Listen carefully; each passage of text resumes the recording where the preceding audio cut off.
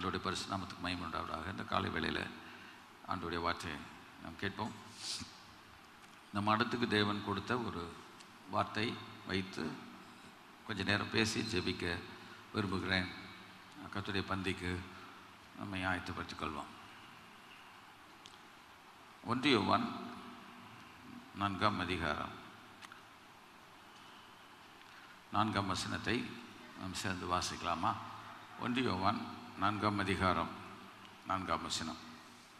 பிள்ளைகளே, நீங்கள் தேவனால் உண்டாயிருந்து அவர்களை ஜெயித்தீர்கள். ஏனெனில் உலகத்தில் இருக்கிறவனிலும் உங்களில் இருக்கிறவர் பெரியவர். அந்த 4ஆம் வசனத்தினுடைய த லேட்டர் பார்ட், கடைசி பகுதியை மாத்திரம் வாசிப்போம். ஏனெனில் உலகத்தில் இருக்கிறவனிலும் உங்களில் இருக்கிறவர் பெரியவர். Because the one who is in you is greater than the one who is in the world. Because the one who is in you is greater or mightier than the one who is in the world. உலகத்தில் இருப்பவன் யார் என்றால் பொல்லாங்கன். இந்த உலகம் பொல்லாங்கனுக்குள் கிடக்கிறது என்று 1 யோவானிலே பின்பு நீங்கள் வாசித்து பார்த்தால் உங்களுக்கு புரியும்.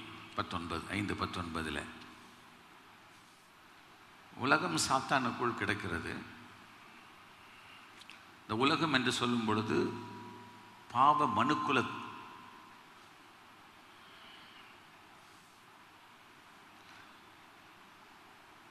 உலகத்தில் இருக்கிறவர்களிலும் இருக்கிறவனிலும் உங்களில் இருக்கிறவர் பெரியவர். ஒரு வித்தியாசத்தை ஆண்டவர் காண்பிக்கிறார். உலகத்தில் யார் இருக்கிறார், இந்த உலகம் யாருக்குள் கிடக்கிறது, எந்த மக்கள் நிரம்பி இருக்கிறார்கள் என்றும், உங்களில் இருக்கிறவர் என்று இருக்கிறது. ஆங்கில வேதாகமத்தின்படி உங்களுக்குள் இருக்கிறவர், உங்களில் இருக்கிறவர், the one who is in the world, உங்களுக்குள் இருக்கிறவர் பெரியவர். who is in you is greater or mighty. அப்போ இவ்வளோ பெரிய பரந்த உலகத்துக்குள் ஒருவன் இருக்கிறான், அவனுடைய ஜனங்கள் இருக்கிறார்கள். ஆனால் விசுவாசிகளை பார்த்து அப்போஸ்தலனாகிய யோவான் எழுதும் பொழுது சொல்லுகிறான், உங்களுக்குள் இருக்கிறவர் பெரியவர். ஜெபத்துக்கு சொன்னபடி தான் நாம் முதலாவது ஆண்டவரிடத்தில் வரும்போது நாம் ஆண்டவர் யார் என்பதை அறிந்திருக்கிறார்.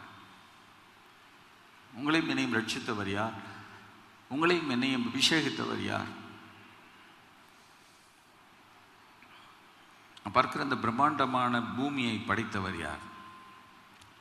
அவரை பார்க்கும் பொழுது நம்முடைய பார்வைகள் பிரச்சனைகள் மேல் அதிகம் கவனம் செலுத்தார். சத்ருவுடைய திட்டம் எப்பொழுதும் பிரச்சனைகளை நம்முடைய கண்களுக்கு முன்பதாக காண்பித்து பிரச்சனைகளை பூதாகாரமாக எடுத்து அவைகளை மேக்னிஃபை பண்ணி நம்முடைய மனதில் அதை பதிய வைத்து நம்மை பல கவலைகளிலும் பலவிதமான மனவேதனைகளிலும் நம்மை அவன் வழிதவற செய்கிறான். வேதம் சொல்கிறது, ஆதி முதற்கொண்டு மனுஷ கொலைபாதகனாக இருக்கிறான். ஆதி முதற்கொண்டு, ஃப்ரம் த வெரி பிகினிங். அவர் சொல்லுகிற அவனுடைய தந்திரங்கள் நமக்கு தெரியாதல்லவே. இயேசு யோவான் 10 சொன்னார், திருடன் திருடவும் கொல்லவும் அழிக்கும் வருகிறான், ஆனால் நானும் அவைகளுக்கு ஜீவன் உண்டாகியிருக்க அது பரிபூர்ணப்பட வந்தேன். இதே 1 யோவானிலே யோவான் எழுதுகிறான், பிசாசினுடைய கிரிகளை அழிக்கும்படி தேவகுமாரன் வெளிப்பட்டார். ஒரு சபை இயேசுவை குறித்து போதிக்கிறதிலும் இயேசு கிறிஸ்துவை பற்றி மக்களுக்கு எடுத்து சொல்லுகிறதிலும் அவரிலே ஜனங்கள் விசுவாசம் வைக்க அவளை வழி நடத்துவதிலும் தான் திருச்சபையினுடைய வேலை இருக்கிறது. காரணம், திருச்சபை அவருடைய திரு உடல், the body of Christ. But Jesus Christ the head of the church. சபையினுடைய தலை அவர்தான். இந்த காலத்தில் ஒரு பாடல் பாடும், சபையின் சமஸ்த சபையே நமஸ்காரம் எங்கள் அரசே, பிரதான எங்கள் மூளைக்கல்லே, ஏராளமாம் சரணம் சரணம் தொழுகிறோம் எங்கள் பிதாவே என்று நாம் பாடும். சமஸ்த சபைக்கும் அவர்தான் சிரஸ். ஒரு குறிப்பிட்ட ஒரு லோக்கல் சர்ச்சுக்குள்ள is the head of the whole universe church. Universal சபை, முழு உலகத்திலும் சபைகள் இருக்கிறது. Jesus Christ is not bother about the board that is hanging on the church. ஒரு சபையில் தொங்கிக் கொண்டிருக்கிற ஒரு பலகையை ஆண்டவர் ரொம்ப கவனிக்கிறவர் அல்ல. அந்த சபை இயேசு கிறிஸ்துவின் சபையாக, அந்த சபையில் இருக்கிற ஜனங்கள் இயேசு கிறிஸ்துவின் இரத்தத்தினால் மீட்கப்பட்டவர்களாக, அவருடைய ஆவியினால் தாகம் தீர்க்கப்பட்டவர்களாக, அவருடைய நம்பிக்கை நித்திய மோட்சமாம் பரலோகத்தை நோக்கி அவள் நடைபோடுகிறவர்களாக இருக்க வேண்டும் என்று இயேசு விரும்புகிறார். ஆகவே we are not bothered about what denomination that we belong to, what organization that we are part in it. அவைகளுக்கு ஸ்தோத்திரம், நல்லது நல்லதாக இருக்கட்டும், போகட்டும். ஆனால் அதை காட்டிலும் இயேசு கிறிஸ்துவனுடைய பிள்ளை, அந்த ஒரு நம்பிக்கை தான் நம்மை என்றும் ஆசீர்வதித்திருக்கிறது. இங்கே வாசிக்க கேட்ட அந்த வசனத்தில் அப்போஸ்தலனாகிய யோவான் மிக தெளிவாக அவனுடைய இறுதி காலத்தில் அவன் எழுதினது, maybe it is AD around 90வது ஆண்டில் அவன் எழுதியிருக்கணும் என்று சொல்லுகிறது. இயேசு கிறிஸ்து கடந்து போய் இவ்வளோ வருஷங்கள் ஆயிடுச்சு. அப்போ எழுதின ஒரு நிருபம் தான் இந்த நிருபம்.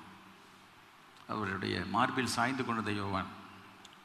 சுவிசேஷத்தை அவன் எழுதினான். அதே போல் 3 நிருபம், 1 யோவான், 2 யோவான், 3 யோவான்.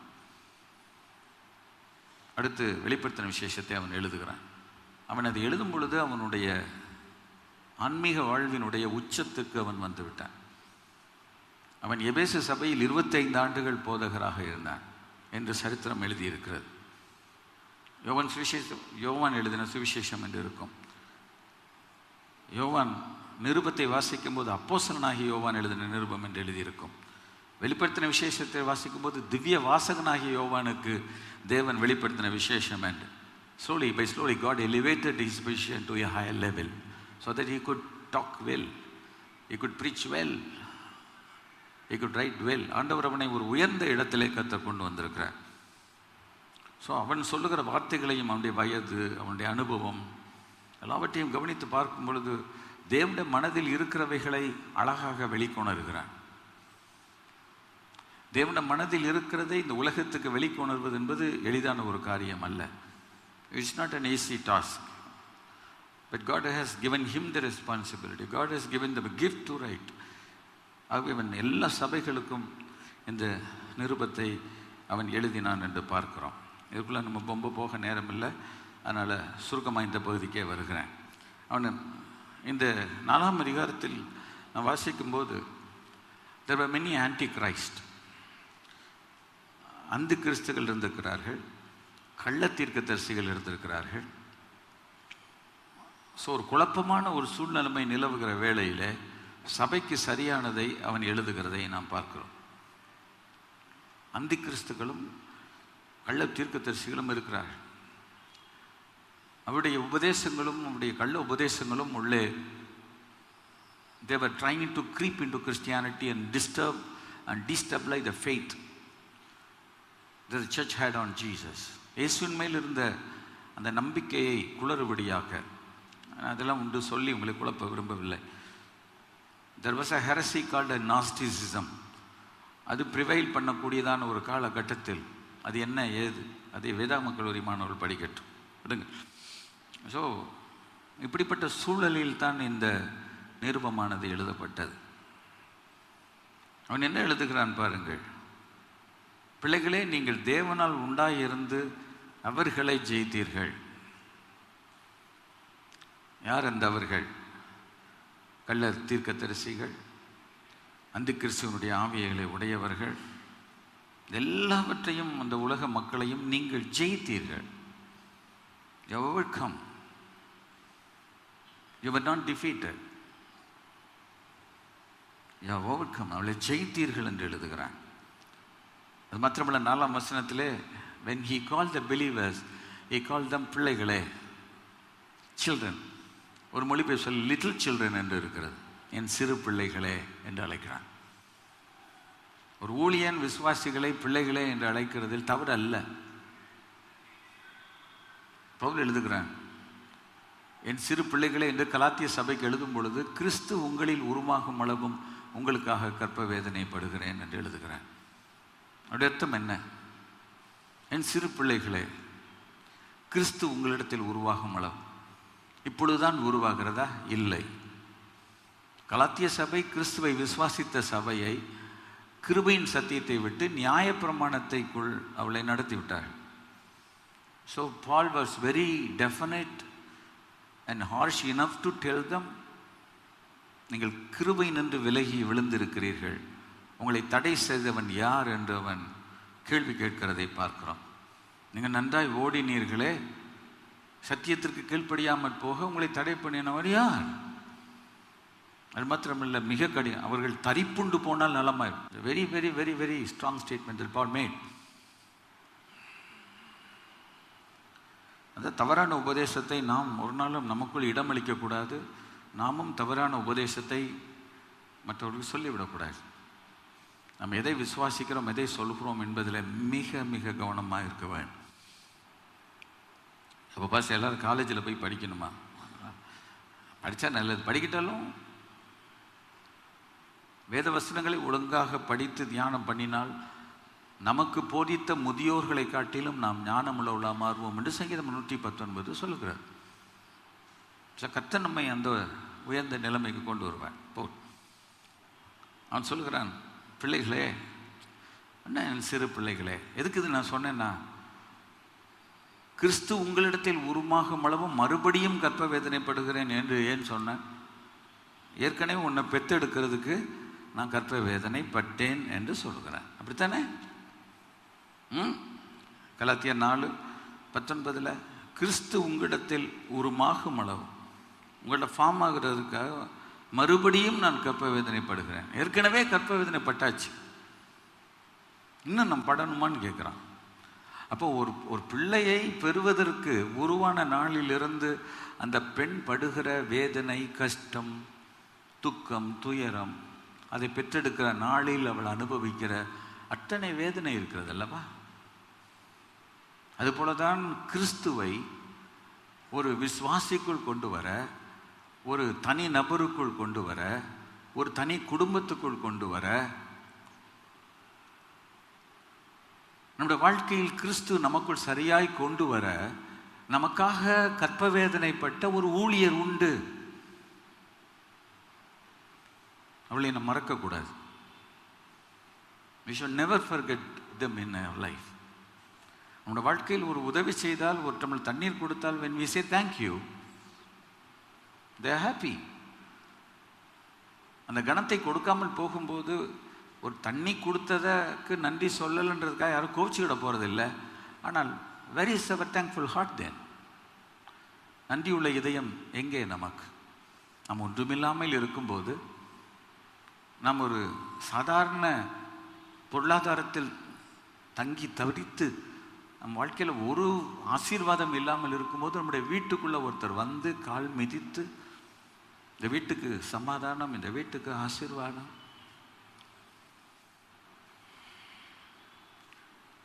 இயேசு நாமத்தில் உங்களை ஆசீர்வதிக்கிறோம் என்று சொல்லி ஆசீர்வதித்த ஒரு ஊழியர் உண்டு தானே?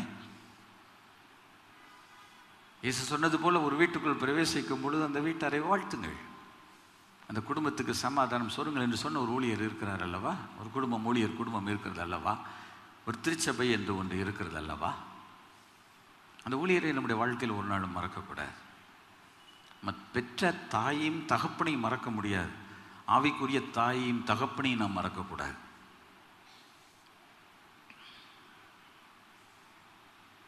ஸோ யோவான் ரொம்ப ஸ்ட்ராங்காக சொல்கிறேன், என் சிறு பிள்ளைகளே, உலகத்தில் இருக்கிறவனிலும் உங்களில் இருக்கிறவர் பெரியவர் என்று சொல்லி அவளை உற்சாகப்படுத்துகிறான். அப்போ பவுல் சொல்லுகிறார், இந்த உலகில் 10,000 வாத்தியர்கள் உங்களுக்கு இருந்தாலும் தகப்பன்மார் உங்களுக்கு அநேகர் இல்லையே.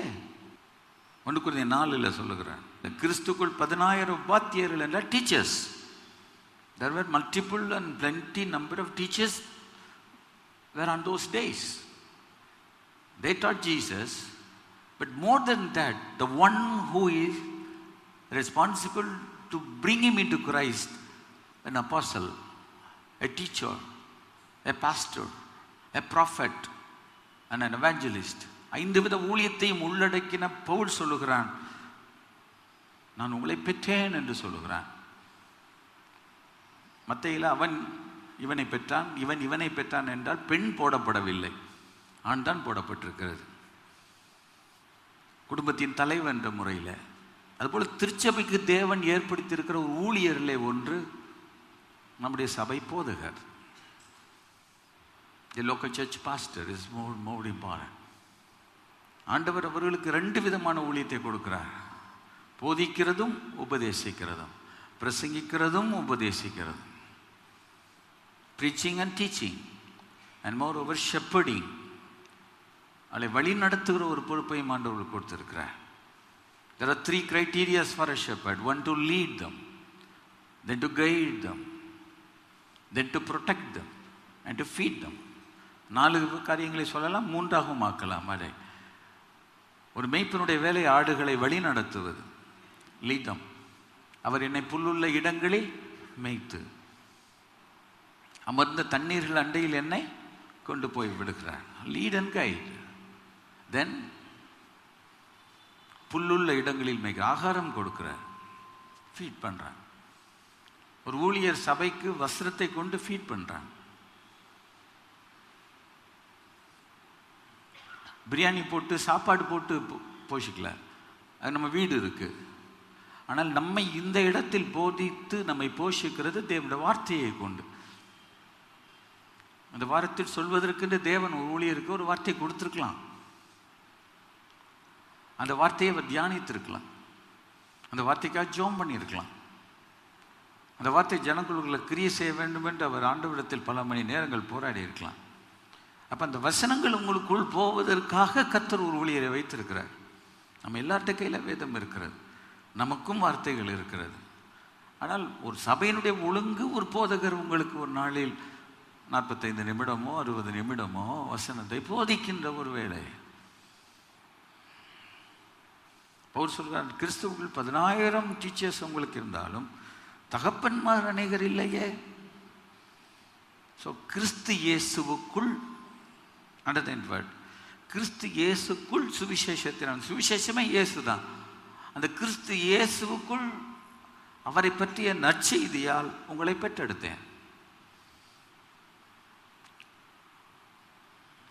சில இடங்களிலே சில சபைகளில் இருக்கிறவர்கள் எந்தோ ஒரு இடத்துல இருந்தும் வந்திருக்கலாம்,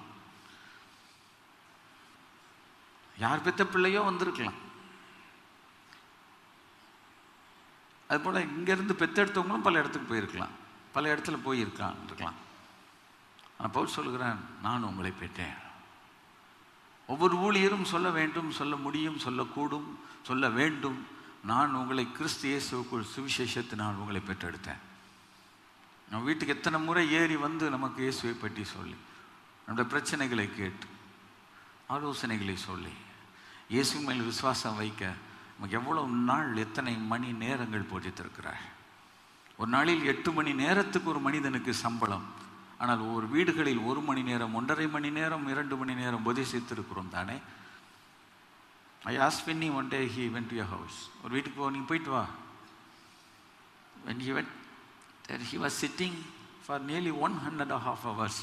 1.5 மணி நேரம் இருந்து அவர்களுடைய பிரச்சனைகளை கேட்டவர்களுக்காய் நான் போதித்தேன். நான் சொன்னேன், இந்த நேரம் ஆண்டவருடைய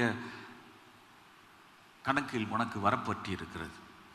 அதுபோல் எத்தனை குடும்பங்களுக்கு இயேசுவை பற்றி சொல்லி வழி நடத்தியிருப்பான். எங்களை பற்றி பேசலை, இந்த வசனம் வந்ததுனால நான் சொல்கிறேன். யோவானுக்கு அந்த கெப்பாசிட்டி இருந்ததுனால அவன் சொல்கிறான், பிள்ளைகளே, அதனால் நாங்கள் உங்களை சில நேரங்களில் சில்ட்ரன், லிட்டில் சில்ட்ரன், பிள்ளைகளே, சிறு பிள்ளைகளேன்னா ஃபஸ்ட்டு சண்டே கிளாஸ் பிள்ளைகளை கூப்பிட்றேன்னு நினைக்கக்கூடாது, அவங்க வேறு. ஆனால் உங்களை தான் நாங்கள் அழைப்போம். விசுவாசத்தில் குழந்தைகளாக இருக்கக்கூடாது, விசுவாசத்தில் பூர்ண புருஷர்களாக இருக்க வேண்டும். கைகளை உயர்த்தி கத்தணும், விசுவாசத்தில் பூர்ண புருஷர்களாக இருக்க வேண்டும். எப்படி நம்ம ஒரு பிள்ளை நாள் ஒரு மேனி பொழுதொரு வண்ணமாய் வளர்கிறது போல கிறிஸ்துவிலே நாம் வளர வேண்டும். இயேசுவானவர் ஞானத்திலும் வளர்ச்சியிலும் தேவ கிருபையிலும் மனுஷ தயவிலும் அதிகமாய் விருத்தி அடைந்தார். Every day he was growing. நாம் வளர்ந்துருக்கிறோமா? நாம் வளர்ந்தால் தான் இன்னொருவருக்கு சொல்ல முடியும். நான் சொல்லக்கூடிய அளவுக்கு என்னை கொண்டு வரத்தான் கர்த்தர் இந்த சபையில் என்னை போதித்து என்னை வழி நடத்துகிறார். நித்தமும் என்னை போதித்து வழி நடத்துகிறார். ஒரு சபையில் உள்ளவர்களையும் கிறிஸ்துவுக்குள் அவன் பெற்றெடுத்ததுனாலே அவனுக்கு தைரியம். எங்களுக்கும் ஆண்டவர் சமூகத்தில் நாங்கள் இந்த 21 வயசுலேருந்து கிட்டத்தட்ட 49 ஆண்டுகள் எத்தனை இல்லங்களுக்குள் சென்று எத்தனை வீடுகளை சந்தித்து எத்தனை பேர் இயேசுவை பற்றி சொல்லியிருப்போம், எத்தனை பேர் இயேசு வண்டியில் நடத்தியிருப்போம். ஸோ எங்களுக்கு ஒரு கான்ஃபிடென்ட் இருக்குது, நாங்கள் செஞ்சுருக்கோம். இப்போ ஒரு ஏஜ் வந்துருச்சு, ஓகே அவர்கள் வளரட்டும்.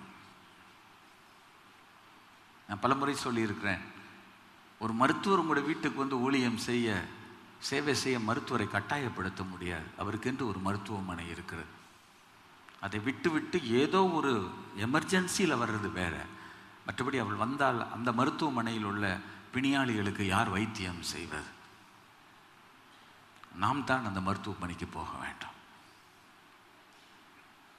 நம்முடைய வாழ்க்கையில் கஷ்டங்கள், பிரச்சனைகள், போராட்டங்கள் வரும்பொழுது ஆலோசனை வேண்டி ஒரு தேவ ஊழியரை அவருடைய ஆலயத்தில் வந்து அவர் எப்பொழுது இருக்கிறார் என்று கேட்டு அவரிடத்தில் நேரம் வாங்கி அவரை சந்தித்து பேசுவார்.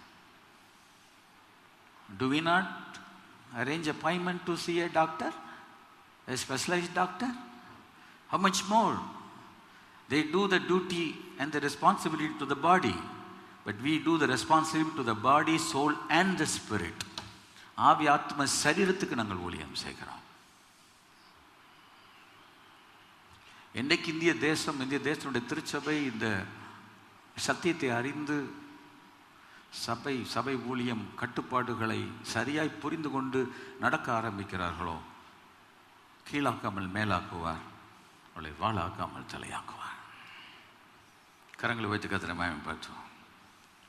சத்தியத்தை அறிவீர்கள், சத்தியம் உங்களை விடுதலையாகும். No need that Pastor Benny has to come and lay hand on you.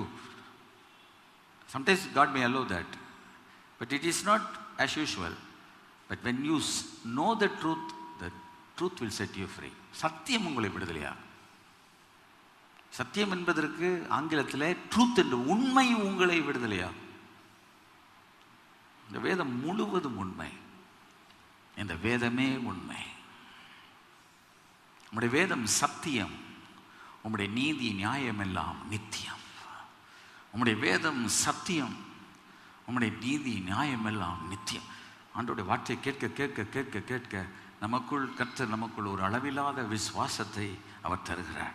கர்த்தருடைய பரிசுத்த நாமத்துக்கு மகிமை உண்டாவதாக.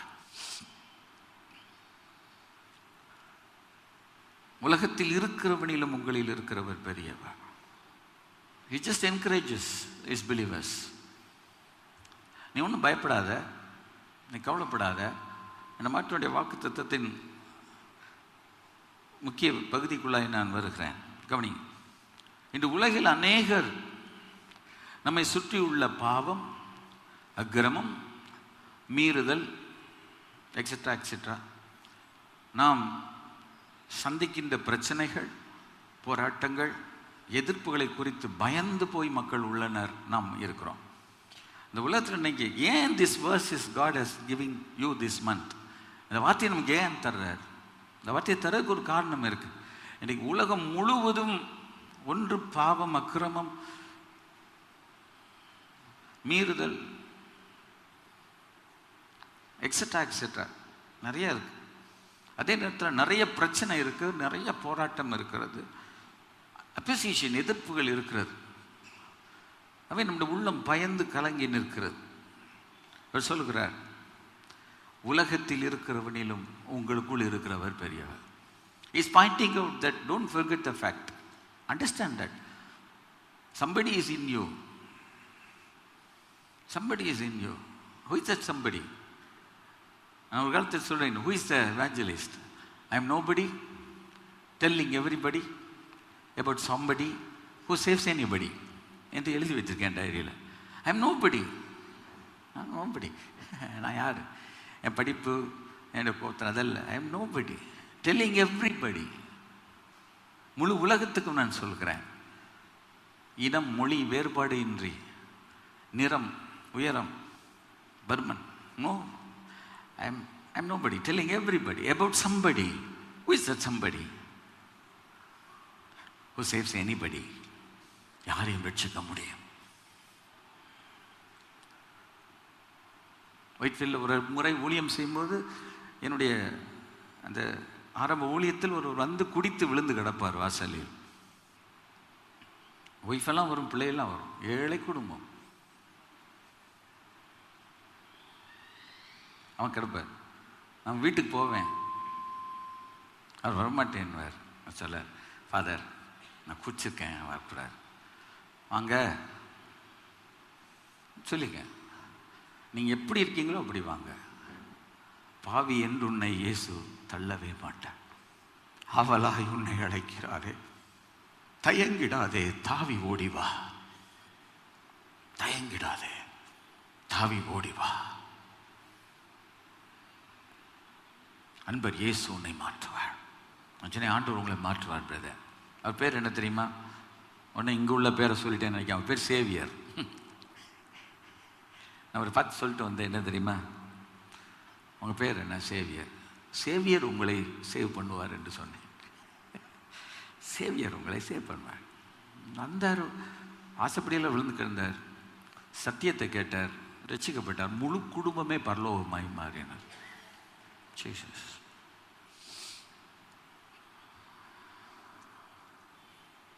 ஊழியத்தில் இப்படிப்பட்ட மக்களை நான் சந்தித்திருக்கிறேன். கல்லறை தோட்டத்திலே புல் வெட்டுகிறவர்களை போய் சந்தித்து பேசியிருக்கிறேன். அவள் கொடுக்கும் டம்ளரில் இருக்கிற மோரை குடித்தால் குடல் முதற்கொண்டு வெளியே வரும், அந்த அளவுக்கு உள்ள கரை இருக்கும். சந்தோஷத்தோடு வாங்கி குடித்தோம். இயேசு அந்த குடும்பங்களை ரட்சித்தார். பாவி என்று உன்னை இயேசு தள்ளியிட மாட்டார், அவளாய் உன்னை அழைக்கிறாரே, தயங்கிடாதே தாவி ஓடிவா. அதனால் ஆண்டவர்கிட்ட வர்றதுக்கு தயக்கம் காட்டக்கூடாது. வருத்தப்பட்டு பாரு சுமக்கிறவளை எல்லாருமே எடுத்துருவாங்க. Comment to my. நான் ரட்சிக்கல, நாங்கள் யாரும் ரட்சிக்க முடியாது, ஆனால் இயேசு ரட்சிப்பார், இயேசு ரட்சிப்பார். ஒவ்வொருத்தரும் இயேசு உன்னை ரட்சிப்பார். எந்த வீட்டுக்குள் போய் ஜெபம் பண்ணி வந்தாலும் இயேசு உங்கள் பிரச்சனைகளை தீர்ப்பார். இயேசு உங்களுடைய வியாதிகளை குணமாக்குவார். இயேசு உங்களுடைய கட்டுகளை அறுப்பார். இயேசு உங்களுடைய சாபங்களை ஆசீர்வாதமாய் மாற்றுவார். அப்படி நம்ம சொல்லணும்னா ஒரு பழமொழி சொல்லுவாங்க, சட்டியில் இருந்தால் தானே, அங்கே தான் எல்லாம் நல்ல உற்சாகமாக கேட்பாங்க. இதே முகாம்களிலே சொல்லி மக்களை உற்சாகப்படுத்தி மிதக்க விடலாம் ஆவியில். நீ கொடுக்கணும்னா உன்ட்ட ஒன்று இருக்கணும். பேதுரு யோவான் தேவாலயத்துக்கு போன போதும் பிச்சை கேட்க தான் நான் பார்த்தேன். எங்களுக்கு என்ன வேணும்னு கேட்டான், ஏதாவது கிடைக்குமான்னு பார்த்தான், அப்படித்தானே? அவன் கேட்டது பிச்சை, அவனுக்கு போடப்பட்டது பிச்சையா? சொல்லுவான், பிச்சை போடுறது என்ன பாஸ்டர் தப்பு, போடுங்க அப்படின்னு நான் சொல்கிறேன். போடட்டும், கிறிஸ்தவ உலகம் பிச்சை போடட்டும். ஆனால் பிச்சை போட்டுட்டு ஆத்துமன் அறுபத்து போகும். நான் ஏசிய ஸ்கூலில் படித்தேன். ஒருத்தர் போச்சார், அவர் பாஸ்டர், அவர் சொல்லி கொடுத்தார். நான் சொல்லியிருக்கிறேன். அவர் மிஷன் தலைவராய் மாறினார். அங்கே இருக்கிற ஆங்கிலோ இண்டியன் சர்ச்சுக்கு பாஸ்டர். அவர் கயிறு கட்டி தான் வந்தார். அவர் கதை சொன்னார். ஏன்னா அங்கே இது நடக்கும், அசம்பிளி. அதை கேட்டான், நான் எனக்கு பிச்சை போடுங்க பிச்சை போடுங்க. அப்போ அவர் எப்பவும் கொடுப்பாரான் 10 பைசா. என்ன போடுவார்? 10 பைசா. சரி, 10 பைசா 10 பைசா போட்டுகிட்டே இருந்திருக்கார். நல்லது. அவன் மறித்தான். இது போட்டவர் இயேசுவை பற்றி சொன்னாரான்னு தெரியாது, அவன் இயேசுவை ஏற்றுக்கொண்டான்னு தெரியாது. தேவனுடைய சன்னிதானத்திலே நியாய தீர்ப்பு நாளில் நிற்கிறான். அப்போ ஆண்டவர் கேட்டாரான், உனக்கு என்ன வேணும் அப்படின்னா. முடிச்சான், மோட்சம் வேணும். அப்போ ஆண்டவர் ஒரு தூதனை பார்த்து சொன்னாராம், give him 10 paisa and send him to hell. அவனுக்கு இன்னொரு 10 பைசா கொடுத்து அவன் நரகத்துக்கு அனுப்பினாரான். 10 பைசா கொடு, சென்ட் ஹிம் டு ஹெல். அவன் கேட்டது 10 பைசா பிச்சை விட்டாச்சு, நிறுத்துப்போ. நமக்கு கிடைக்கப்பட்ட பொருளாதார உதவி, பொருளாதார நன்மைகள் முக்கியம், அது அவசியம் இல்லை என்று சொல்லவில்லை. ஆனால் இந்த அவசியங்கள் அவர் கிருபையாலே வெகு சீக்கிரம் கிடைத்திடுமே என்று பெங்களூர் ஒரு அருமையான சிஸ்டர் பாடுவாங்க ரேடியோவில். இந்த அவசியங்கள் அவர் கிருபையாலே அதி சீக்கிரம் கிடைத்திடுமே. என் தேவைகளை அவர் சந்திப்பார். ஆனால் என் தேவைகளை சந்திக்கிறவர் என் தேவைகளை காட்டிலும் அவர் பெரியவர். Jesus Christ is more important than the need that we have. He could meet all the needs of the whole humanity. The needs is not so important like to Jesus. Jesus is the only answer.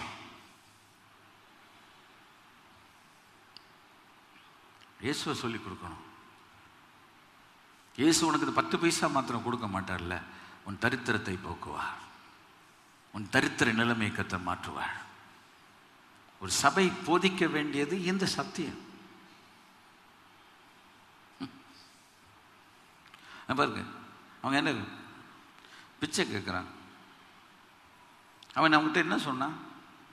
விட்டுப்பார், எங்களை பாருண்ணா, நீ கேட்குற பிச்சை கேட்குற என்ன பாரு. தேவனுடைய ஆலயத்திலும் திருச்சபையிலும் என்ன பிரசங்கிக்கப்படுகிறது என்றால்,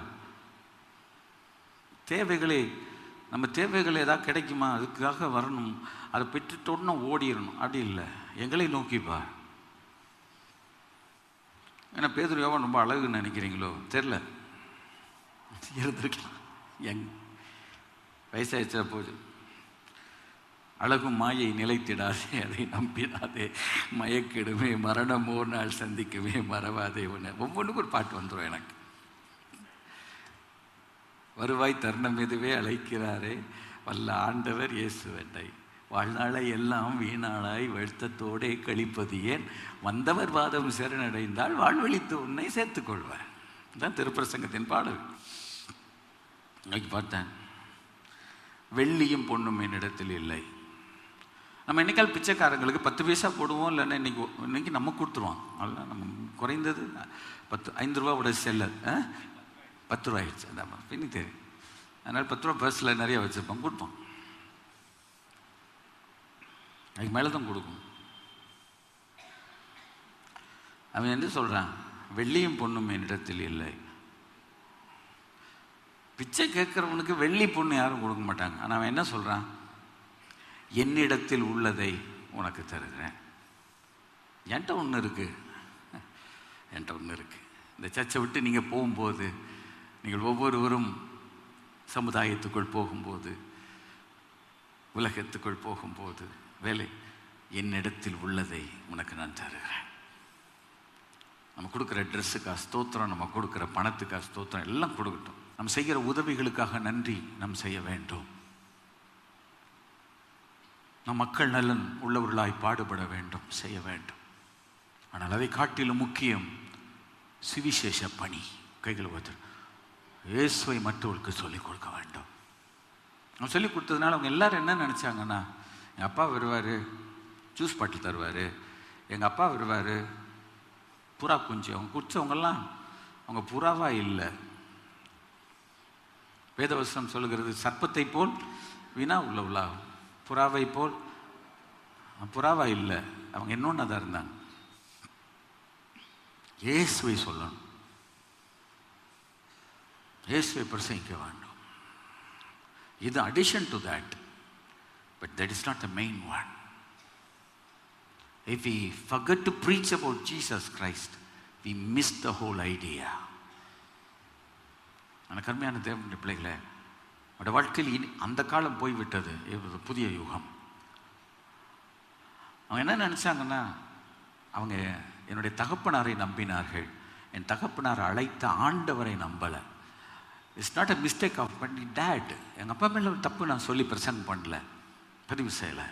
பட் உதாரணத்துக்கு சொல்லும்போது, அவருடைய அன்பினால் அவர் செய்தார், அவர் இரக்கத்தினால் செய்தார். ஆனால் அது தவறாய் புரிந்து கொள்ளப்பட்டது. கிறிஸ்துவை அறிய வேண்டும். கர்த்தருடைய பரிசுத்த நாமத்துக்கு மகிமை உண்டாவதாக. பிலிப்பியர் 4:19, my God shall supply, my God shall supply all you need according to his riches in glory. என் தேவன் தம்முடைய மகிமையின் ஐஸ்வரியத்தின்படி உங்கள் தேவைகளை கற்று சந்திப்பார். இதெல்லாம் சொல்லி கொடுக்கணும் நம்ம.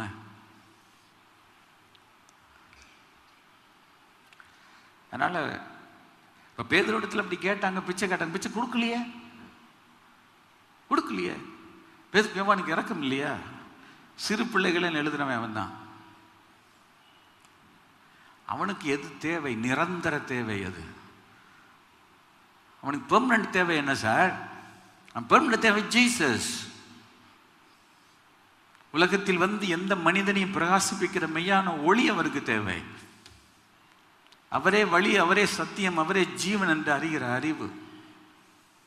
நானோ அவைகளுக்கு ஜீவன் உண்டாயிருக்கும், அது பரிபூர்ணப்பட வந்தேன். அந்த சத்தியம் உங்களுக்குள்ள தேவை. இதெல்லாம் நான் சொல்லும்போது தேவனுடைய பிள்ளைகளாகிய நாம் இயேசுவை பற்றி, வேதத்தில் சொல்லப்பட்ட இயேசுவை மக்களுக்கு கொடுக்கிறவர்களாய் கர்த்தர் நம்மை மாற்றுவாராக. உலகத்தில் இருக்கிறவனிலும் உங்களுக்குள் இருக்கிறவர். நமக்குள் இருக்கிற ஒருவரை தான் கொடுக்க முடியுமே ஒழிய நமக்குள் இல்லாத ஒருவரை கொடுக்க முடியாது. எத்தனை பேர் புரிஞ்சு? எனக்குள்ள இயேசு இல்லை, நான் இயேசு பேசலாம், கவிதை எழுதலாம். இயேசு காவியம் என்று ஒருவர் எழுதினாரே, மறுக்க முடியுமா என்ன? உலகம் வியந்து போட்டினதே, போட்டட்டும். இயேசு என்னை முற்றிலும் மீட்டார், சிலுவையில் மாண்டார், விடுதலை ஈந்தார். இயேசு என்னை முற்றிலும் மீட்டார். நான் ஆடி பாடி மகிழ்வேன், நான் ஆடி பாடி மகிழ்வேன். என் ஆண்டவர் இயேசுவை நான் போற்றுவேன். ஜீசஸ் உள்ளத்தை தொட்டார், உள்ளத்தை தொட்டார், உள்ளத்தை தொட்டாரே. அவரை நோக்கி கூப்பிடும் போது என் உள்ளத்தை தொட்டாரே. Somebody touched me, somebody touched me, somebody touched my soul. While I was praying to Jesus, Jesus touched my soul.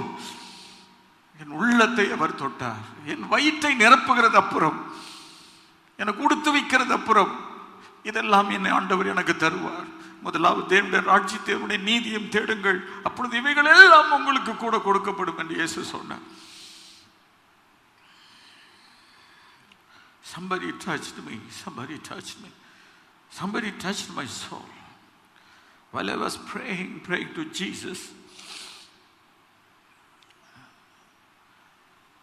நேற்று இரவு நானும் குடும்பமாய் உங்களுக்காக ஜெபித்தோம். ஒவ்வொரு முறையும் ஜெபிப்போம். ஞாயிறு ஆராதனைக்காக ஜெபித்தோம். நீங்கள் ஜெபித்து நீங்கள் ஆராதனைக்கு வந்தீர்களா? நான் சொல்வேனே, ஒரு மணி நேரமாயிலும் என்னோடு கூட விழித்திருக்க கூடாது என்று இயேசு சொன்னாரே.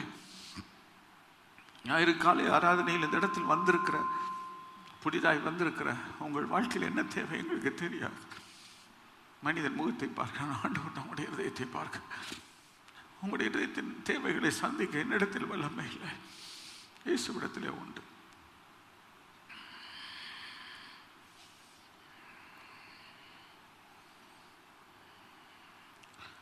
சிறு பிள்ளைகள் அந்த பாட்டை பாடி இருக்காங்க. Somebody touched me, somebody touched me, somebody touched my soul while I was praying to Jesus.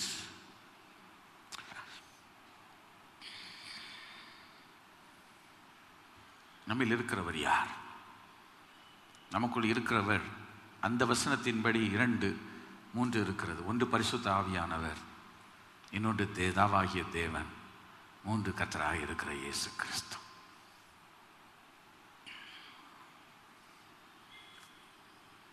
இந்த வசனங்களை படித்து பார்த்தால் உங்களுக்கு தெரியும். உங்களுக்குள் இருக்கிற பரிசுத்த ஆவியானவர், உங்களுக்குள் இருக்கிற ஒரு பிதாவாகிய தேவன், உங்களுக்குள் இருக்கிறவர் கர்த்தராக இருக்கிற இயேசு கிறிஸ்து. திருத்துவத்தின் தேவன் உங்களுக்குள் இருக்கிறார்.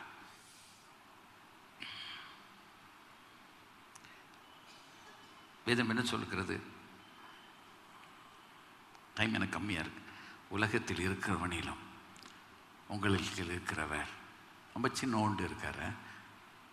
நிறைய போட்டிருக்கு, சொல்லுங்க சத்தமா. இவ்வளோதான் சாப்பிட்டீங்களா?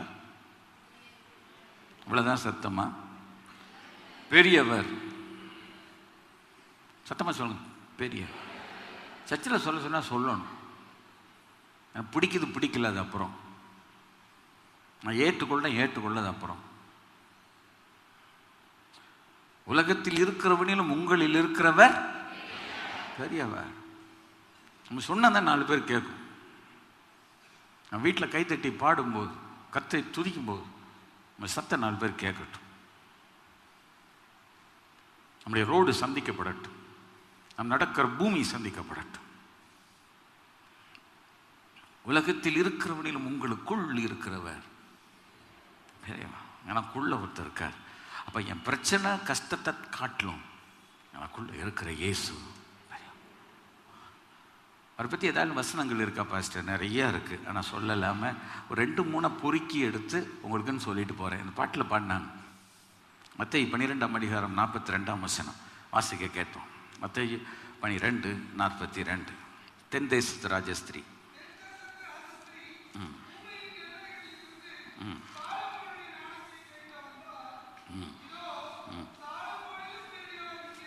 போதும். இயேசு தன்னை பற்றியே சொல்லுகிறார். சாலமோனிலும் பெரியவர் இங்கே இருக்கிறார், நான் இருக்கிறேன்றார். சரி, இந்த அதிகாரத்தில் 3 இடங்களில் அவர் யார் பெரியவர் என்று சொல்லி இருக்கிறார். எனக்கு நேரம் போடாது, 1-2 சொல்லி நிறைவு செய்கிறார். தென்தேசத்து ராஜஸ்ரீ 1 ராஜாக்கள் 10ஆம் அதிகாரத்தை நீங்கள் வீட்டில் போய் படித்து பாருங்கள். இந்த queen of Sheba came to, இவனுக்கு இருக்கிற ஞானம், இவனுக்கு இருக்கிற அறிவை கொடுத்து அவள் கேட்க வந்தார். எல்லாத்தையும் கேட்டுட்டு அவள் சொன்ன வார்த்தை என்ன தெரியுமா? உம்மை இஸ்ரவேலின் சிங்காசனத்தின் மேல் வைக்க உம்மேல் தேவனாகிய கர்த்தர் ஸ்தோத்திரிக்கப்படுவாராக. கர்த்தர், இது முக்கியமான ஒரு வசனம். இந்த வசனத்தை என்கிட்ட ஒருத்தர் கேட்டிருக்கிறார், நான் சொல்லியிருக்கிறேன். கர்த்தர் இஸ்ரவேலை என்னென்றைக்கும் சிநேகிக்கிறபடினால், அண்டர்லைன் தட் வேர்ட். அதனால இஸ்ரவேல் டக்குன்னு மோட்சத்துக்கு போயிடும்னு நினைக்காதீங்க, இயேசு ஏற்றுக்கொண்ட வழி இல்லை. ஆனால் அவரை குறித்து ஒரு வார்த்தை இருக்கிறது, இஸ்ரவேலை என்றென்றைக்கும் கர்த்தர். இந்த ரோமர் 11 படித்து பார்த்தா தான் தெரியும். சுபாவமாகிய கிளை ஒடித்து போடப்பட்டிருக்க, அதில் ஒட்ட வைக்கப்பட்ட நீ அதை குறித்து பெருமை பாராட்டாதே. நீ விசுவாசத்தினால் நிற்கிறாய், மேட்டிமை சிந்தையாய் இராது. அதை ஒடிச்ச மாதிரி உன்னை ஒடிச்சுவான்றார். சரி, இந்த சத்தியம் உங்களுக்குள்ள இருக்கட்டும்.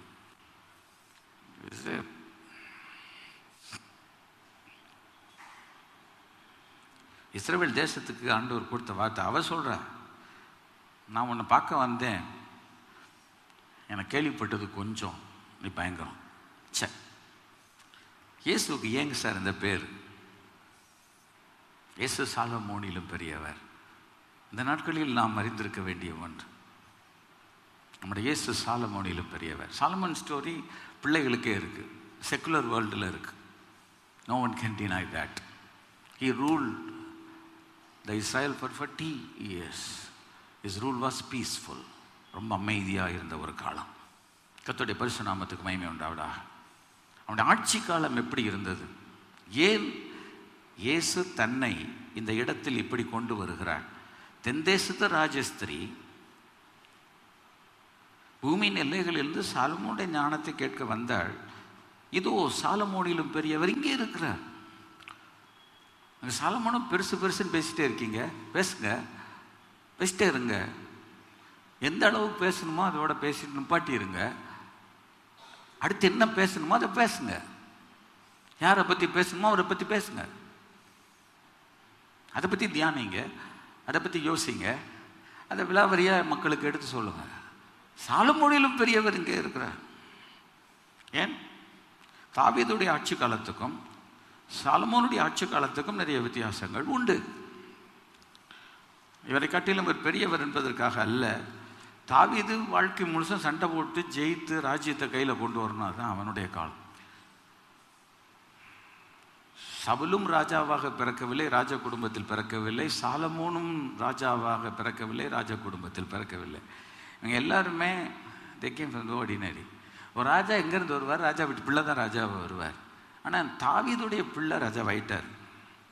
அவனுடைய ஆட்சி காலத்தை குறித்து வேதம் என்ன சொல்லியிருக்கிறது? 1 ராஜாக்களின் புஸ்தகம் 4ஆம் அதிகாரம் நீங்கள் 20ஆம் வசனத்திலிருந்து படித்து பாருங்கள். யூதாவும் இஸ்ரவேலும் கடற்கரை மணலத்தனையாக இருந்து, இந்திய பாப்புலேஷனோட இது பண்ண முடியாது. பட் இந்தியாவுடைய பரப்பளவு எவ்வளவு? இன்னைக்கு அருணாச்சல பிரதேசம் 15 லட்சம் பேர் தான். சில இடத்தில் நிலப்பரப்பு பெருசாக இருக்கும், மக்கள் தொகை கம்மியாக இருக்கும். சில இடத்துல மக்கள் தொகை நிறையா இருக்கும், நிலப்பரப்பு கம்மியாக இருக்கும். டேக் இட் ஃபார் சிங்கப்பூர், அவனுடைய நீளம் அகலம் எவ்வளவு? But how many people are there? சரி. ஆனால் இந்தியா இவ்வளோ பெரிய நாடு. அனைவரும் சொன்னாங்க, சிங்கப்பூர்கிட்ட உள்ள பெரியவர்கிட்ட பேசினாங்களாம் ஒரு தடவை. இறந்து போயிட்டார் அவர். ஏங்க இந்தியா அப்படி கொண்டு வர முடியாது? அவர் சொன்னாரா, எங்கள் நாடு ரொம்ப சின்ன நாடு, ரூல்ஸ் அண்ட் ரெகுலேஷன் கொண்டு வந்துட்டோம். சரி, கொண்டு வந்துட்டீங்க. இந்தியாலாம் ஜனத்தொகை கூட இருக்கு. 20ஆம் வசனம், யூதாவும் இஸ்ரவேலும் கடற்கரை மணலத்தனை ஏராளமாக இருந்து புசித்து, வாசிங்க, அதுக்கு தான் சத்தமாக உங்களுக்கு வயலில் சொன்னேன், சத்தமாக வாசிங்க. வீட்டில் போய் சாப்பிட போகிறீங்களா? புசித்து குடித்து, நீங்கள் தப்பாக நினைக்கக்கூடாது, ரைட்டா? யூதாவும் இஸ்ரவேலும் இஸ்ரேலுக்கு நீங்கள் போயிருக்கணும், சில போயிருக்கீங்க. மேக்சிமம் 200 கிலோமீட்டர் மைலுக்குள்ளே தான் இருக்குது, அப்படி தானே? அதுக்குள்ளேயுமே ஒரே ஜெருசலேமுக்குள்ளே பாலஸ்டைன் பாதி இருக்கான். இந்த ரோட்டில் இங்கிட்டு இருக்கான், அவன் இருக்கான், அவன் எங்கிட்டு இருக்கிறான். ஆளு எவ்வளவு? 4 குவார்ட்டர், புரியுதா? சரியா? அதனால் இவங்க இராணுவம் இருக்குது, இவங்க இராணுவம் இருக்கும். அதாவது வேற ஒன்றும் இல்லை, ஒரு முட்டைக்குள்ளே இருக்கிற மஞ்சக்கரு மாதிரி. இஸ்ரவேல் அங்கே தான் இருக்கான், பாலஸ்தீனும் அங்கே தான் இருக்கான். அவனுடைய இடம் எது? காசா. ரொம்ப லிமிட்டட் இடத்துக்குள்ளே இவ்வளோ ஜனங்கள் இருக்கிறாங்க. அதுவே நமக்கு ஒருத்தர் மேலே ஒருத்தர் உரசுற மாதிரி இருக்குது. You go to the city of Jerusalem and see.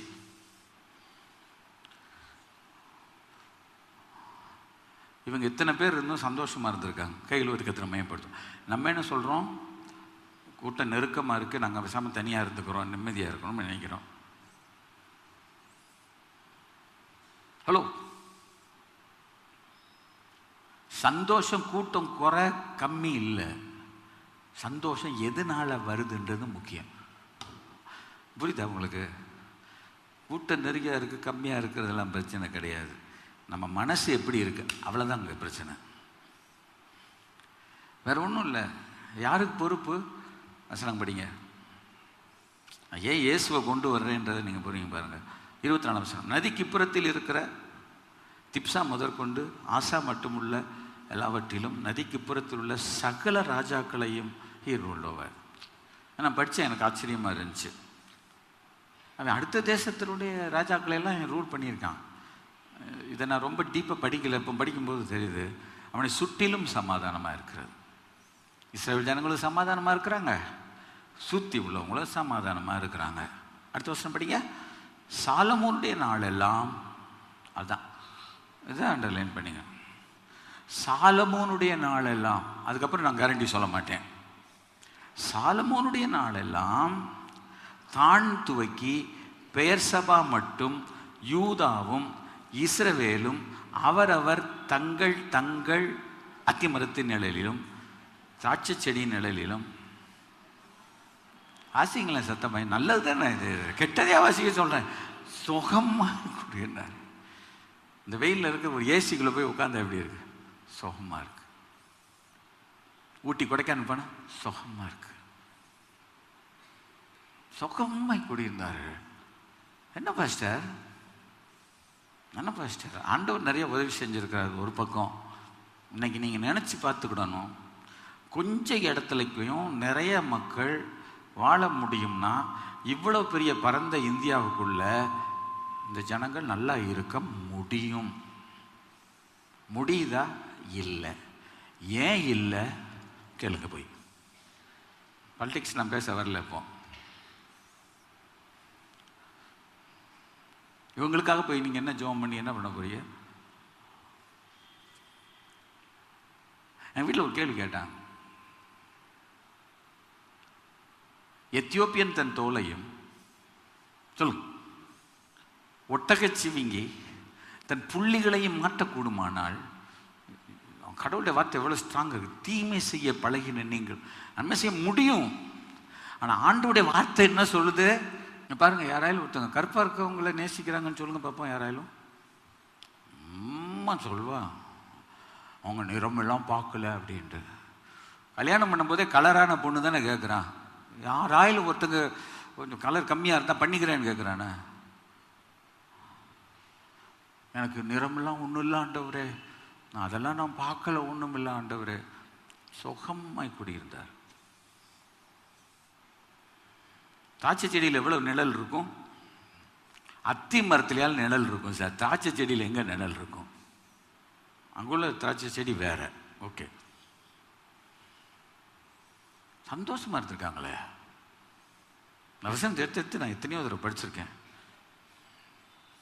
சந்தோஷமா இருந்திருக்காங்களே. சந்தோஷமா வச்சானே சாலமோன். ஏன் இந்தியாவில் எத்தனை ஒருத்தரையும் சந்தோஷமா வைக்கலவன்?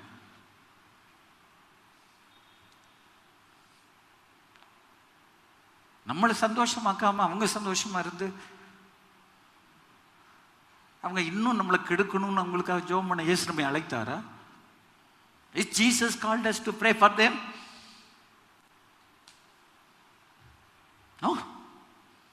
நம்ம சமாதானமாக இருக்கிறதுக்கு ஜெபம் பண்ண சொல்லி இருக்கிறார். கைகள் ஊத்துக்களை மேம்படுத்துவோம். நான் திரும்ப சொல்றேன், I will come one by one, step by step வருவேன். நான் நம்ம நல்லா இருக்கிறதுக்கு கை வச்சு சொல்லுங்க. பாஸ்டர் நான் நல்லா இருக்கணும்னு சொல்லுங்க. கை வைத்து கர்த்தரை ஸ்தோத்திரம் பண்ணுங்க. சந்தோஷமா நல்லா இருக்கணுன்றவங்க கை வைத்துங்க பார்ப்போம்.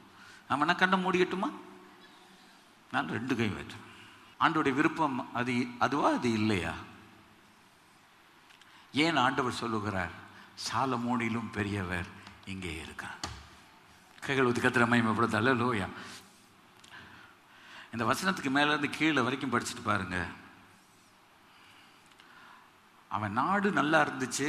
அவனுக்குரிய ஞானத்தை குறித்து பைபிள் என்ன சொல்லியிருக்கு? முடிக்க போறேன், சரியா? Okay, finish it. தேவன் சாலமோனுக்கு மிகுதியான ஞானத்தையும், சந்தோஷமா படிங்க. தேவன் சாலமோனுக்கு ரொம்ப கஞ்சம் இவ்வளோண்டு கொடுத்தார். 35 மார்க் வாங்குறதுக்கு ஆண்டவர் உயிரை கொடுத்தார் அவனுக்கு. 35 வாங்குறதுக்கு தடுமாறுறதுக்கு கர்த்தர் உதவி செஞ்சார். தேவன் சாலமோனுக்கு மிகுந்த ஞானத்தை கைகள் போய் வசனத்தை அப்படியே நம்பணும், விசுவாசிக்கணும். சின்ன பிள்ளைகள், அருமையான தேவனுடைய பிள்ளைகள் குடும்பத்தில் தேவன் சாலமோனுக்கு அவர் கஞ்சம் பண்ணலை. வேதம் சொல்லுகிறது, ஒருவன் ஞானத்தில் குறைவுள்ளவனாயிருந்தால், யாக்கோபு 1:5 புதிய பழைய ஏற்பாட்டில் போக சொல்லி இருக்கணும். புதிய ஏற்பாட்டில் இருக்கு. ஒருவன் ஞானத்தில் குறைவுள்ளவனாயிருந்தால், அடுத்து என்ன சொல்லி இருக்கு? கஞ்சத்தனமா கொடுக்கிற, சம்பூர்ணமாய் கொடுக்கிறவர். கைகளை தட்டி கர்த்தரை சோதனை. சம்பூர்ணமாய் கொடுக்கிறவர். ஹலோ, சில பிள்ளைகள் பரிபூர்ணம் பேர் வச்சிருப்பாங்க, சிலர் சம்பூர்ணம். ஒரு பாட்டி இருந்துச்சு, அந்த பாட்டி சம்பூர்ண பாட்டி தெரியல. பரிபூர்ணம் சம்பூர்ணம், அது பரிபூர்ணத்தை காட்டிலும் மேலே. கைகள் ஊற்றி கத்துறேன். நீங்கள் பேர் வைக்கணும் வச்சுக்கிடுங்க. சார் சரி, கத்தமை ஆசீர்வதிப்பாரா. மிகுதியான ஞானத்தையும் கடற்கரை மணலத்தினையான மனோவிருத்தியையும் கொடுத்தார். நிறைய டிரான்ஸ்லேஷன் போய் படிக்கணும். God gave you a largeness of heart என்று ஒரு மொழிபெயர்ப்பு கூறுகிறது. நல்ல இருதயம். சொல்லுங்க, சத்தமாக சொல்லுங்க, இது நல்லது சொல்லுங்க, முடிச்சிருவோம்ல. விசாலமான கம்யூனிங் போகிறோம். நல்ல ஒரு விசாலமான ஒரு இருதயம். நம்ம இருதயம் எப்படி இருக்கு? நம்ம வீட்டுக்காரங்க வந்தாங்கன்னா அன்னைக்கு கோழி எடுக்கிறது, சுக்கா வைக்கிறது, அன்னைக்கு ஆடு மாடு எல்லாத்தையும் வெட்டுறது. ஆனால் நம்ம வீட்டில் இன்னொருத்தவங்க நம்ம ஒய்ஃப் வீட்டில் இருந்து வந்தாங்கன்னா அன்னைக்கு ஒரு மாதிரி சாதா, இன்னைக்கு கடை, இன்னைக்கு வந்து பந்து. ஓ அப்படியே வந்து செஞ்சா நல்லா எல்லாருக்கும் செய் அப்படின்னு ஆண்டவர் சொல்லுவார். கைகளை ஊற்றி கத்திர மயமப்படும். இது என்ன உங்க வீடு எங்க வீடு? இது நம்ம வீடு. கைகளை ஊற்றி கத்திர மயமப்படும். கர்த்தர் நம்மளை உண்டாக்கி இருக்கிறார். உனக்கு என்ன வேணும் நான் வாங்கிட்டு வரேன். அப்படி காலையில் கணவன் எந்திரிச்சு கடைக்கு ஓடினா ஜெபத்தோட எல்லாம் கிடைக்கும். அன்னைக்கு வந்து இருக்காது. கரங்களை வைத்தனால கடையை திறந்து நம்ம கொடுப்பான்.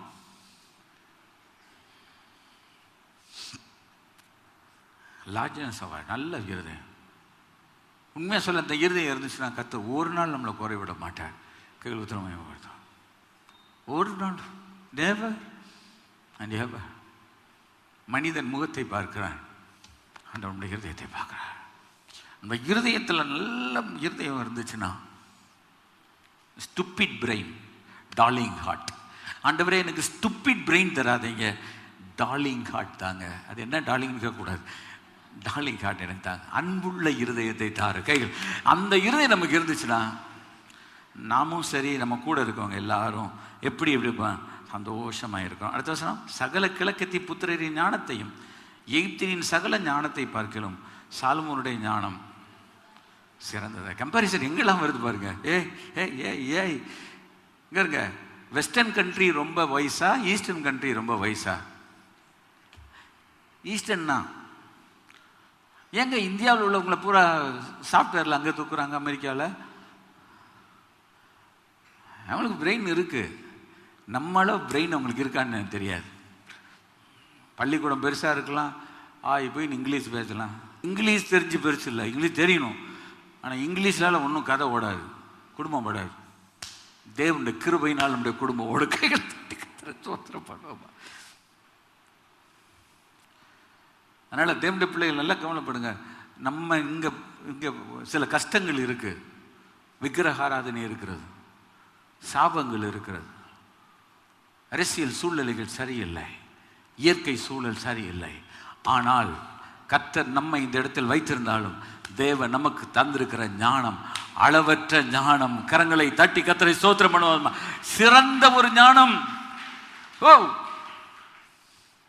அதை கொடுத்து அடுத்த வசனம், அவன் எஸ்ராயினாகிய ஏத்தானிலும் ஏமானிலும் கல்கோல் தத்தாயன் மாகோலின் குமாரிலும் மற்ற எல்லா மனிதரிலும் ஞானவானா இருந்தான்.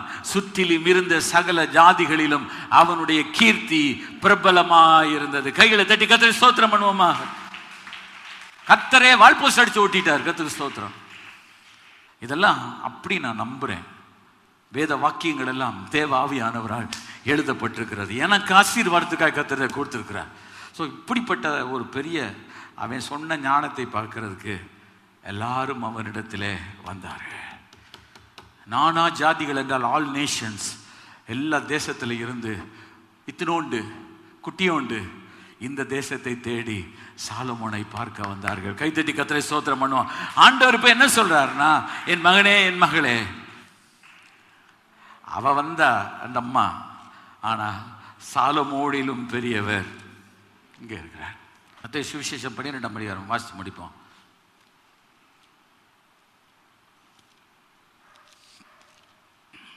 தென் தேசத்து ராஜஸ்திரி பூமி நெல்ல கிழிந்து சாலமோனுடைய ஞானத்தை கேட்க வந்தார். ஆண்டு சொல்றார், சாலமோனிலும் பெரியவர் இதோ இருக்கிறார், இங்க இருக்கிறார், இங்க இருக்கிறார். அவருடைய சரீரத்தின் அடையாளமாகிய அப்பம், இரத்தத்தின் அடையாளமாகிய திராட்சரசம், என் மாம்சத்தை புசித்து என் இரத்தத்தை பானம் பண்ணுகிறவன் என்னில் நிலைத்திருக்கிறான், நானும் அவனில் நிலைத்திருக்கிறேன்.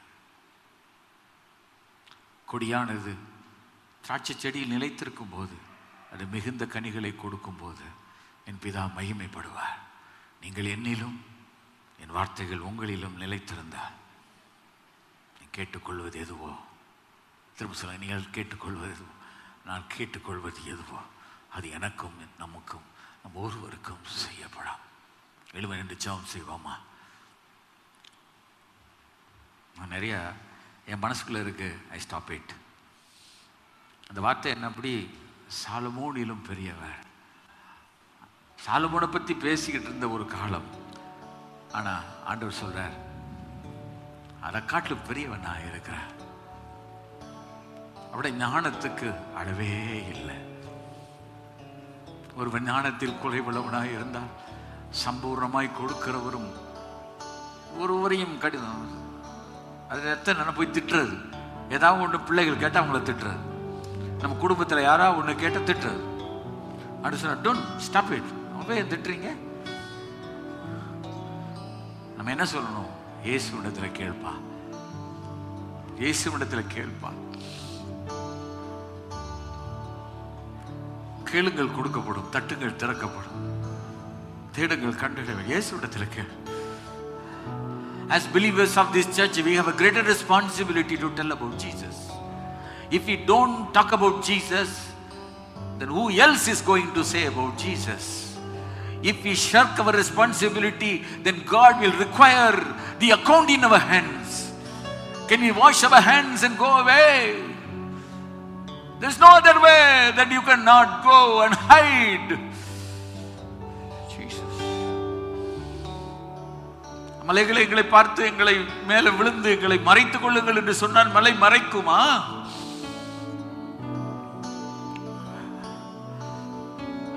இந்த நாட்களில் இயேசுவை பற்றி சொல்வதை அல்ல, வேற என்ன வேலை? இயேசுவை குறித்து பிரசங்கிப்பதை தவிர வேறு என்ன வேலை? இயேசுவிடத்தில் ஜெபிப்பதை தவிர வேறு என்ன வேலை? இயேசுவை மையப்படுத்தி ஜெபிப்பதை தவிர பிரச்சனைகளை மையப்படுத்தி ஜெபிப்பதற்கு என்ன வேலை? என்ன வேலை என்று ஆண்டவர் கேட்கிறார். Forget about the problem. Remember the problem solver, the answer for the problem, who is the Lord Jesus Christ. He is a creator, he is a sustainer, he is a supplier. He is going to be as a king going to come and rule this earth forever and ever. அந்த சாலமோனிலும் பெரியவர் என்றால் நம்முடைய குடும்பத்துக்கு வேண்டிய ஞானத்தையும் கொடுப்பார், சமாதானத்தையும் கொடுப்பார், சந்தோஷத்தையும் கொடுப்பார். ஹல்லேலூயா.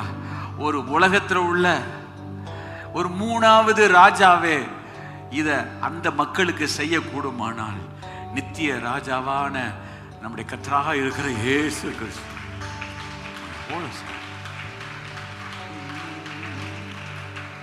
இயேசுவை போல அழகுள்ளோர் யாரும் இல்லை பூவினில், இதுவரை கண்டதில்லை காண்பதும் இல்லை. இயேசுவை போல அழகுள்ளோர் யாரும் இல்லை பூவினில், இதுவரை கண்டதில் காண்பதும் இல்லை. பூரண அழகுள்ளவரே பூவிலெந்தன் நீரே போதும் வேறே வேண்டாம். மண்ணுக்காக மாட்டேன் இயேசுவா, மண்ணுக்காக மாணிக்கத்தை விட்டிட மாட்டேன். பூரண அழகுள்ளவரே பூவிலெந்தன் வாழ்க்கையது நீரே போதும் வேறே வேண்டாம். இந்த நண்பரே சுவே மண்ணுக்காக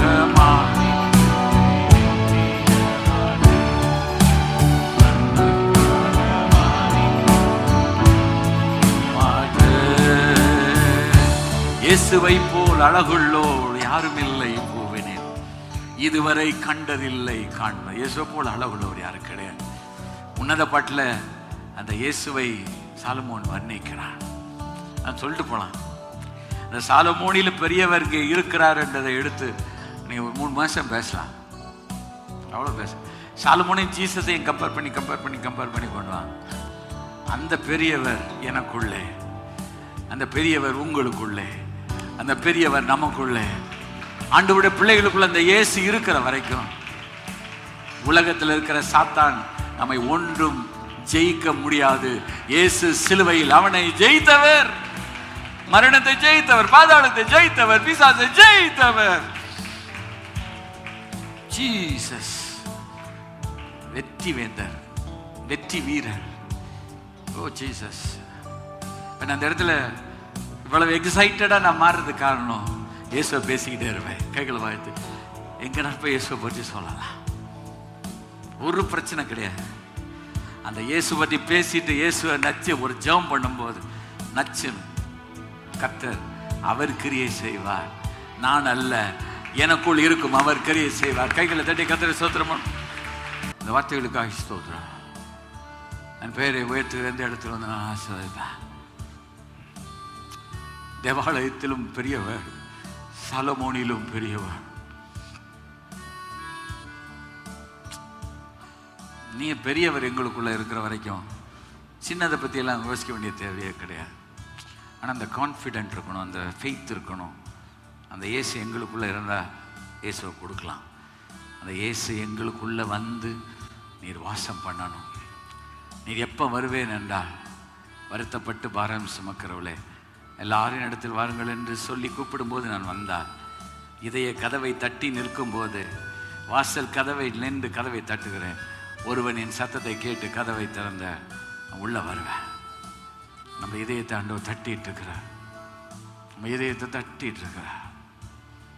வாசல் அண்டையில் நின்று, மை சன், மை டாட்டர், இதய கதவை நீ திறக்க மாட்டியா? நான் உள்ள வரட்டும். என் தலை தூறலினாலும், என் தலை மயிர் பனியினாலும் நிறைந்திருக்கிறது. Will you open the gate? Will you open the gate?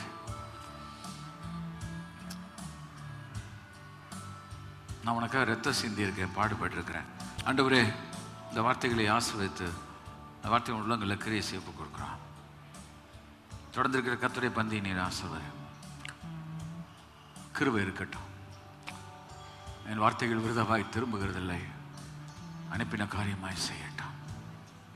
இந்த புதிய மாதத்தில் நினைவு கூறப்படுகிற பிறந்த நாட்கள், திருமண நாட்கள், விசேஷித்த நாட்கள், புதிய புதிய காரியங்களை செய்வதற்கு எல்லாம் நல்லா நடக்கட்டும். எல்லாம் நடந்தேறட்டும். குறைவில்லாமல் நடத்தும், குறைவில்லாமல் நடத்தும். Hallelujah. Hallelujah. You're great. You're great. Ever we think you are greater, ever we preach, Lord Jesus Christ. We cannot, Lord, explain and expound your greatness till we go to heaven. பரலோகத்துக்கு போகிற வரைக்கும் நாங்கள் சொல்லி முடிக்க முடியாது, அவ்வளோ இருக்கு.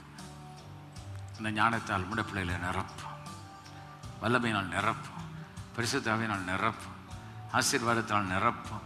இந்த வார்த்தைகள் அவர்களுக்குள் ஒரு அளவற்ற ஒரு நம்பிக்கை, அளவற்ற விசுவாசம் வார்த்தைகளை கேட்டு கொண்டிருக்கிறதினால், நாங்கள் உடைய வார்த்தையை பிரசங்கித்துக் கொண்டிருக்கிறபடினால், இதை உள்ளத்திலே ஆழத்தில் ஏற்றுக்கொண்டு அங்கீகரிக்கிறவர்களுக்கும் ஏற்றுக்கொள்ளுகிறவர்களுக்கும் புது பலன், புது கிருபை தருவதாக இயேசு நாமத்தில் ஜெபிக்கிறோம். ஜீவ நல்ல பிதாவே, நம்முடைய கர்த்தராகிய இயேசு கிறிஸ்துவின் கிருபை, பிதாவாகிய தேவனுடைய அன்பு, பரிசுத்த ஆவியாருடைய அந்யோன்ய ஐக்கியம், சந்தோஷம், சமாதானம் நம்ம அனைவரோடும் சகல பரிசுத்தவான்களோடு வருகை பெரிய நிரப்பதாக.